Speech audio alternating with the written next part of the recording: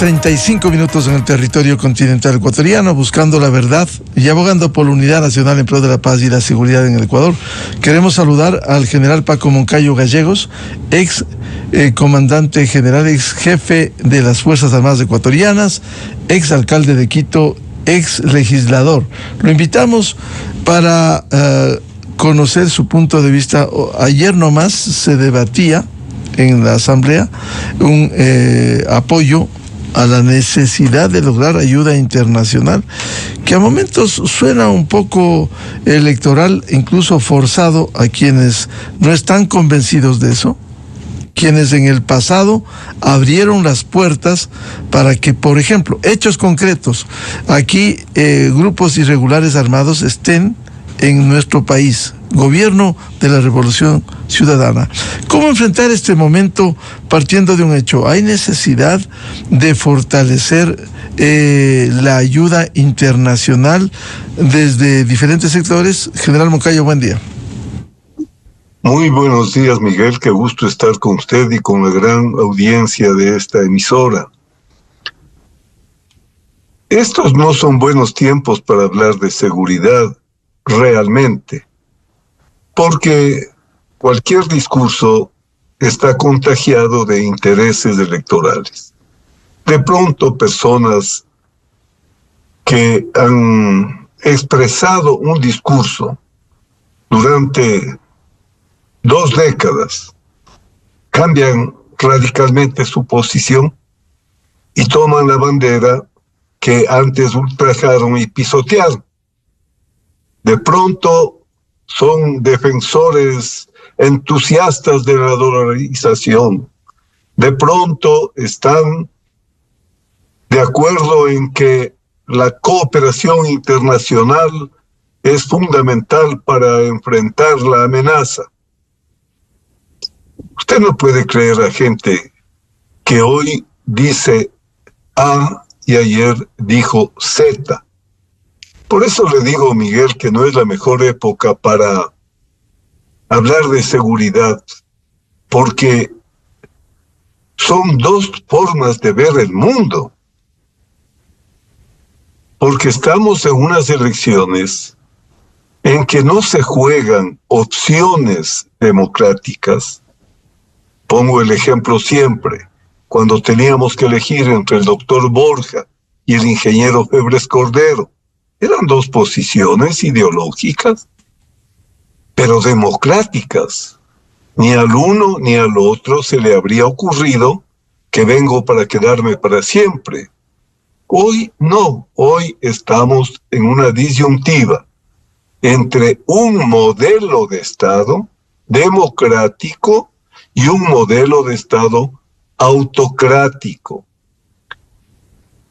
¿Alguien le puede creer tonto al ecuatoriano si los ha visto allí en Venezuela celebrando a Maduro? Bueno, los ecuatorianos podemos ser todo menos tontos. Entonces, cuando estamos hablando de la dolarización, ¡viva la dolarización! Cuando estamos hablando de la cooperación internacional, ¡viva la cooperación internacional! ¿Quién les puede creer?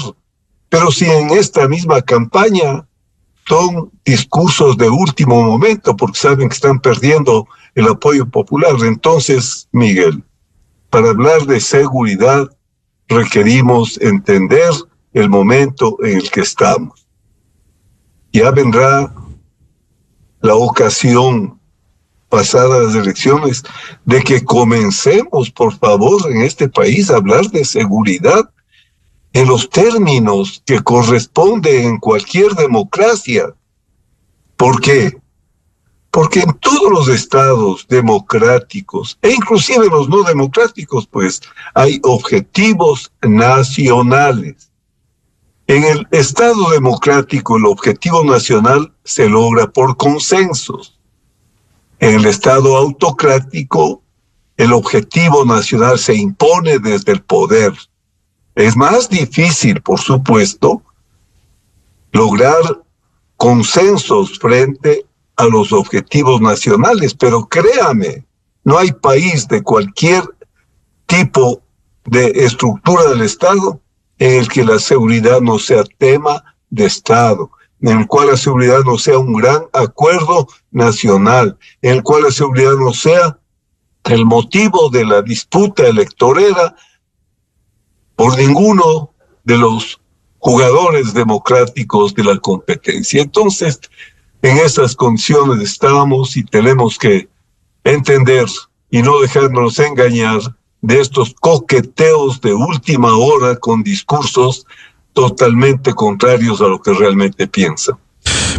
General Paco Moncayo, y mientras tanto la posición firme de Fuerzas Armadas de seguir contribuyendo para enfrentar a los grupos delincuenciales organizados transnacionales del narcotráfico, la propia narcopolítica, que abogan por la impunidad en el país, una posición del soldado que seguirá luchando por el Ecuador, defendiendo el honor, que entregue su vida si es necesario por el bienestar de la nación.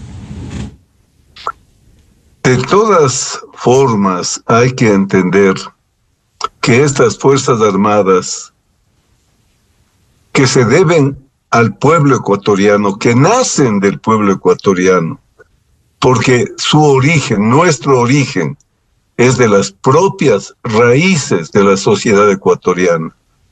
Somos la generalidad fruto de esos sectores sociales. Entonces, por supuesto, la vocación militar nace de eso, nace de entender lo que es la Fuerza Armada para un país.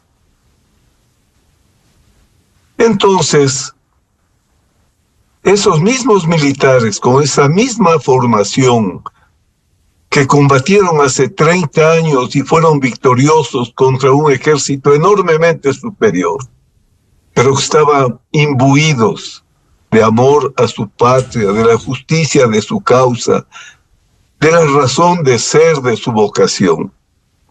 Hoy están enfrentando a un enemigo monstruoso.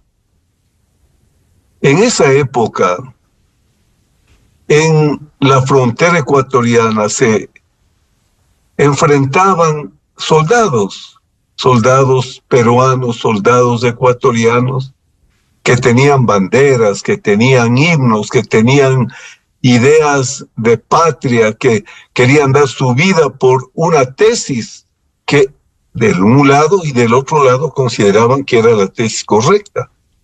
Hoy, como dice el comunicado, esos mismos soldados están enfrentados a defenderle al pueblo ecuatoriano, a defender la soberanía nacional frente a un enemigo oscuro, perverso, oculto, difícil de identificar, pero que causa mucho más daño en la sociedad ecuatoriana, en el presente, en el futuro del país, que cualquier enemigo externo. A la vez que, como vemos con claridad, no es un problema de seguridad interna solamente. No es un tema de orden público, no es un tema de seguridad ciudadana. Es un enfrentamiento a un poder enorme que tiene bases en Europa, en Norteamérica y en otras partes del mundo, que son los dueños del negocio del crimen organizado. Entonces, es una situación ambigua, confusa, difícil, que requiere de la mayor lucidez, del mayor patriotismo, de la mayor entrega, de la mayor convicción de cada soldado, de cada cabo, de cada teniente, de cada general, porque esta es la lucha más difícil a la que ha tenido que enfrentarse el Ecuador por su seguridad. De ahí que yo estoy de acuerdo completamente con ese mensaje que está lanzando el Comando Conjunto. Ahora bien, para que eso sea así, es indispensable, vuelvo a decir, que haya pues un acuerdo nacional. Y eso es lo difícil en las actuales circunstancias y en las circunstancias que hemos vivido en los últimos 15 años. Porque es un tema ideológico y de convicciones distintas.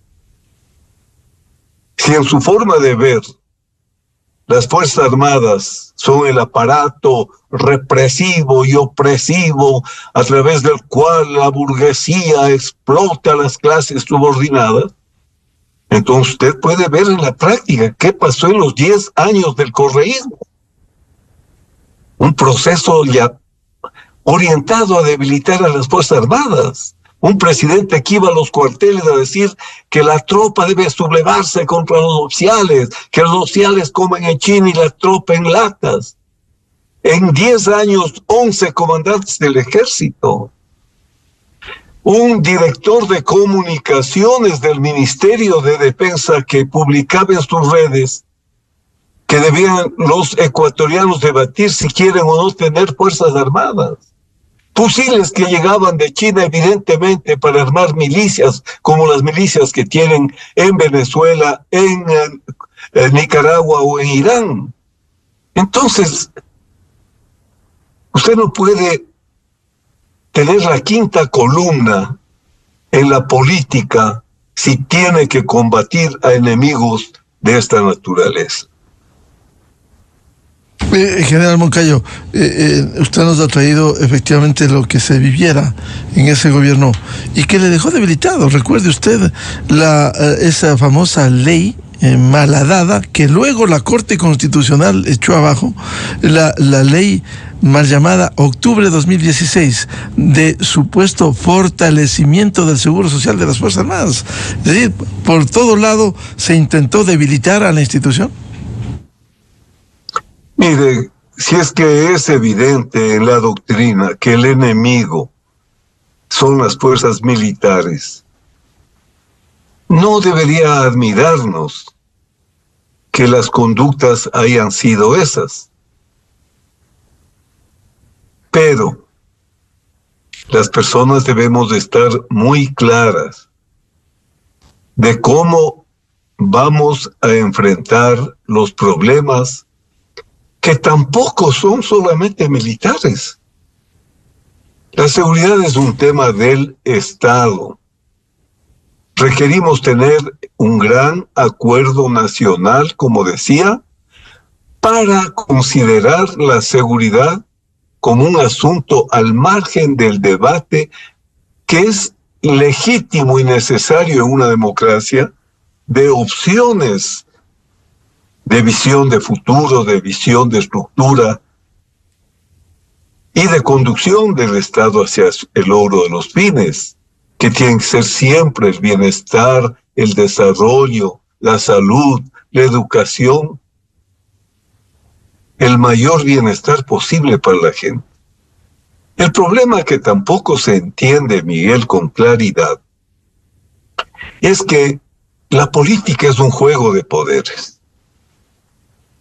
Digamos, en España, el PSOE, Partido Socialista Obrero Español, es la representación de intereses, de grupos de poder, mientras que el PP, Partido Popular, también es representante de grupos de intereses.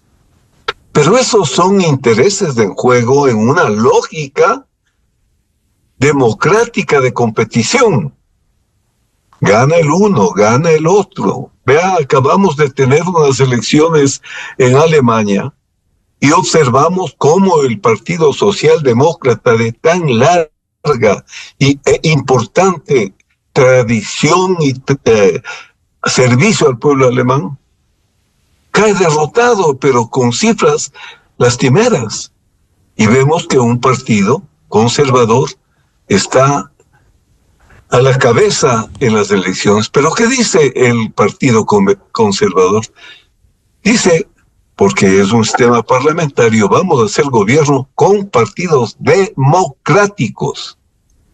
Porque también en Alemania, como está pasando en Europa, la ultraderecha está creando partidos de una afiliación radical. Entonces, ¿qué quiero decir con esto? Que hoy en el Ecuador, esto no va a pasar en Europa, ¿no es cierto? Hoy en el Ecuador hay un poder económico con intereses políticos que se sale del juego democrático, pero incide en la política. Y ese es el crimen organizado. Con recursos realmente superiores a los que puede tener el propio Estado y qué decir los jugadores democráticos de la política. Entonces, lo que nos jugamos de una elección en la que el crimen organizado como poder ya juega políticamente, porque el crimen organizado necesita del Estado para su infame negocio. Necesita tener asambleístas propios, jueces propios, policías propios, militares propios, porque a ellos lo que les interesa es el negocio. Entonces, en estas circunstancias en que estamos enfrentados a la peor amenaza a la seguridad de nuestra historia, tenemos un jugador que puede dar peso a unas o a otras alternativas. Y hemos visto esto, pues, Miguel, en los gobiernos locales. ¿Cómo? Y esto lo veníamos viendo de Colombia, de México. ¿Cuántos candidatos a alcaldes morían en cada campaña electoral? ¿Para qué? Para que gane el candidato de los criminales, el que financiaba a los criminales. ¿Para qué? Para tener control territorial. En estas circunstancias, parece que la mayor parte de ecuatorianos seguimos creyendo que estamos yendo a las urnas como en la época de Febres Cordero o Borja, ¿no? Hoy estamos yendo a la urna en una condición objetiva de el Estado completamente distinta, y si no entendemos eso, nos vamos a equivocar. Y si nos equivocamos, seremos la Venezuela de los años 25 para adelante, o la Costa Rica, o la Nicaragua. Ya quisiéramos ser la Costa Rica, o la Nicaragua de aquí para adelante. Lo cual sería grave que el Ecuador entre en esta dinámica de nuevo, luego de lo que sucedía. Déjeme contarle, porque fui testigo de cargo en una ceremonia militar, recuerdo febrero 2016, por el 27 de febrero, cuando oficiales retirados dignamente se retiraron cuando iba a hablar el presidente de entonces. Fue un hecho evidente en rechazo precisamente a esas acciones, de esa ley, ese tratar de debilitar a la institución. Pero volviendo a lo que usted señalaba, general Moncayo, ya en el COSEPE, en el 2023 también se priorizó la lucha contra el estado de la corrupción en el Ecuador.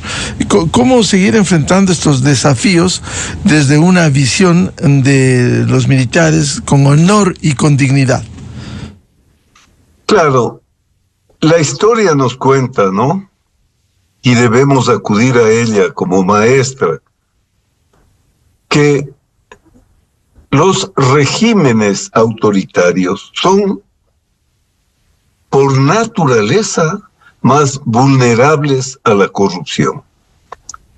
Claro, sí, cuando Montesquieu planteó la división de funciones para que no tenga todo el poder absoluto el rey, por sabio que sea, tenía una lógica, que los jueces no le obedezcan al rey, sino al código, que los legisladores no le obedezcan al rey, sino a la competencia por opciones democráticas.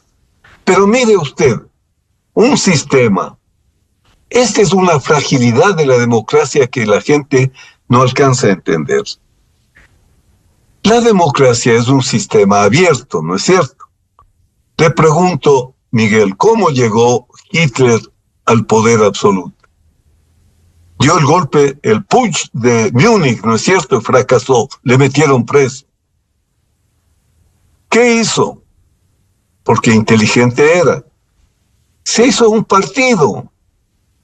Cuando ganó para el Parlamento una posición importante, le nombraron el Parlamento para que sea el primer ministro, ¿no es cierto? Porque era un sistema parlamentario. Murió Hindenburg, ¿y qué hizo? Se tomó todo el poder. Aquí pasó idénticamente el fenómeno. Ganan elecciones. Inmediatamente, a través de artimañas, por ejemplo, se toman el poder judicial diciéndolo, le voy a meter la mano a la justicia. Y con un referendo tramposo, crean este Consejo de Participación Ciudadana y se apoderan de los controles y ponen controladores como Polid. Pero por Dios, hay que ser ciegos. Entonces, ganan elecciones y a través de la democracia se apoderan del Estado, cambian las instituciones, se toman... ¿Se acuerda usted, Miguel, de la Corte Cervecera? Hoy tenemos pues una Corte Constitucional que genera confianza. Entonces, estos sectores se toman el poder a través de elecciones y no se vuelven a ir, porque también se apoderan de la función electoral, pues. ¿Cuántas trampas hicieron? ¿Cuántas elecciones mañosas hicieron en el periodo que tenían todas las funciones en sus manos? Y ahí está la corrupción de la justicia. Y ahí están las cárceles que entregaron a las gentes disque que estaban reincorporándoles a la vida normal. Y ahí está la lucha que se ha comenzado a dar y que, por supuesto, al poder del crimen organizado no le interesa, pues, el que les hayan quitado las cárceles, que eran sus centros de mando y control. Y vea la complejidad, cómo están las propias Fuerzas Armadas con este problema grandísimo para resolver. Entonces, estamos en momentos cruciales de nuestra historia. Tenemos que entender los problemas como realmente son. Tenemos que pensar que esta lucha es una lucha mucho más difícil que cualquier otra de la historia del país y que debemos tener un gran acuerdo para enfrentar a esta amenaza como corresponde, como un objetivo nacional permanente, acopiando todos los esfuerzos de todas las instituciones para salir adelante. General Moncayo, si me permite, y ahí está el ejemplo también de la dictadura de Venezuela, dictadura a la que admiran, pero abiertamente admiran. ¿Queremos eso? Claro, es que no puede, eso es lo que uno no entiende, ¿no? Si van pues a festejarlo a Maduro, si esta burla, pero realmente brutal, de las elecciones en las que gana el adversario con 70% de los votos, y no pasa nada. Es que ellos no creen en la democracia, vuelvo a decir, la democracia burguesa a la que desprecian, les da el camino para llegar al poder ganando elecciones. Yo creo que algún día la democracia tendrá que preservarse, colocando resguardos para que las extremas no democráticas no participen en elección. En eso ya se está hablando en Europa, porque no puede elegirse a una persona que va a destruir el sistema a través del cual se están eligiendo. Este es un tema central en la política. No hay elecciones democráticas si uno de los jugadores no cree en la democracia. Eso es muy claro. Entonces hoy no es una elección normal ni democrática. Estamos enfrentados a una elección entre dos modos de vida, entre dos sistemas, entre dos modelos. Si queremos poner el ejemplo Estamos jugando entre Costa Rica y Nicaragua, ¿no es cierto? Para tener una idea de dos países latinos sometidos a dos sistemas distintos. Evidentemente habrá que definir o democracia o camina un gobierno autoritario, ejemplo Venezuela. La elección en un sistema, también esta es otra enseñanza, porque ellos sí aprenden. Como decía hace un momento, ellos observaron en los modelos una estrategia de aproximación indirecta. Una estrategia de aproximación directa era la leninista. Entonces se conformaban los ejércitos, los bolcheviques, luchaban contra el sistema, combatían batallas y llegaban al poder. La indirecta, observamos, vuelvo a decir, con Hitler.